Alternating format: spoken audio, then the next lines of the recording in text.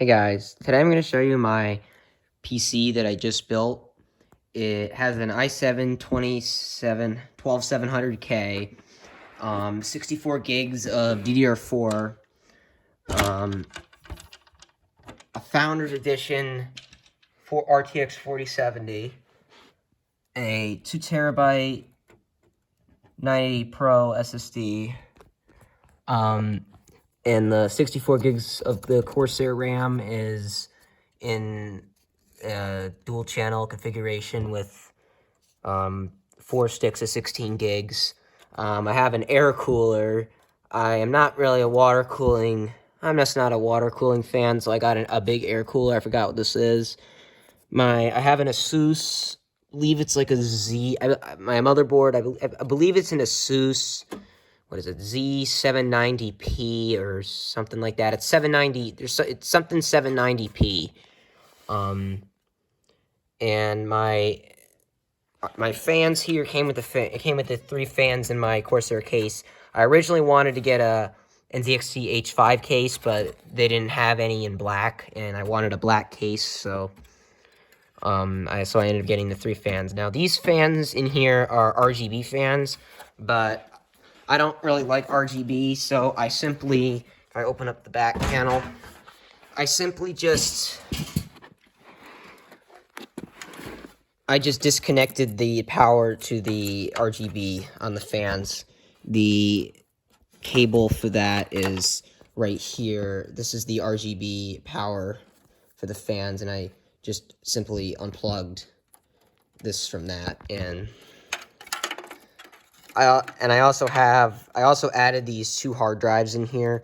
This one came out of my Dell Optiplex.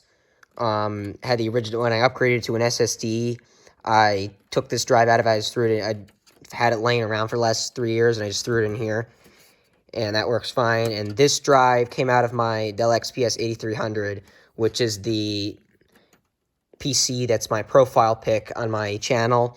That PC, unfortunately, had a failure, and I put a new SSD in it, and I reinstalled Windows, and I got it running again, but it's just showing its age, and it's getting old. So this is the drive that actually failed in it. I'm just going to see if it works, because I was able to reinstall Windows, but it just doesn't work properly on this drive.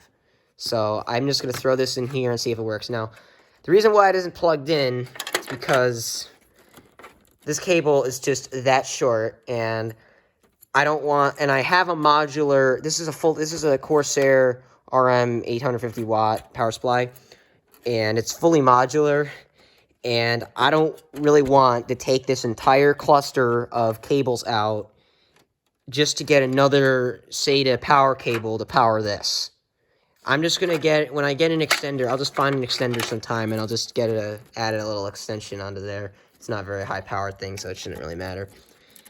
And yeah, this is the controller for all the RGB on the fans. It's all unplugged. It's all disconnected, so I probably should just remove this, but I'll just leave it there anyway.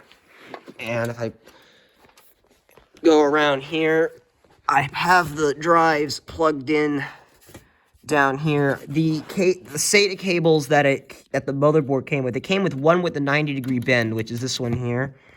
My lighting's horrible, so hold on, let me see if I can turn the flashlight on my phone. That's 90 degrees, that's 90 degrees. Now, the other one it came with didn't have 90-degree plug on it, but I had an Insignia Best Buy branded one that I used there instead to make it a little better with cable management, so it isn't like a sticking, like, straight out one that's bent 90 degrees going under there. And I was able to tuck all the other wires into there. Thankfully, this case's cable management is pretty good. The only eyesore of cables is the wire for the graphics card, because it runs here and it has to go into the special splitter to the 2 8-pin PCIe's. And I'm planning on getting an Elgato 4K60 Pro to throw in, and I'm probably gonna put it in this slot here, because that one there is too close to kind of close to the graphics card, and it would be blocking the fan kind of. And this one here is ×1 slot, and I believe I need a ×4 slot, which this does not have. So, yeah, anyway, I believe that's pretty much it. And, well, actually, there's one more thing I want to show you. I love the I/O on this motherboard. The ports on the motherboard. See, it's got 7 USBs in total. I mean, only 3 of them are 3.0, but, you know, mouse, keyboard, 3.0, 3.0, like, some really special one there. I don't even know why there's a different color. I don't really know what it means. Yeah, 2.0 to Ethernet, you know, your standard audio jacks and standard Ethernet antenna stuff. I have standard Wi-Fi antenna and all that stuff. I just use Ethernet, but this board's got PS2, which is cool. That's one of the reasons why I picked out this board, because it has a PS2 port. I have an old Gateway keyboard that could use this, and I only have like one other computer that could do it. So, yeah, there's the graphics card right there. And, yeah, it's got the vertical mounting card thing here, too, that I'm not using. And, you know, standard front, you know, power, USB, USB-C, USB 3.0, by the way.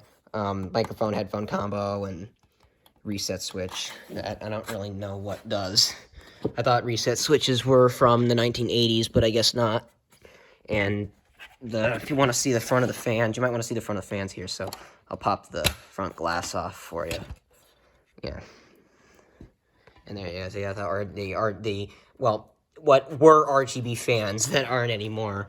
And I can take this grill off too. And yep, here's my Corsair fans that came with the thing.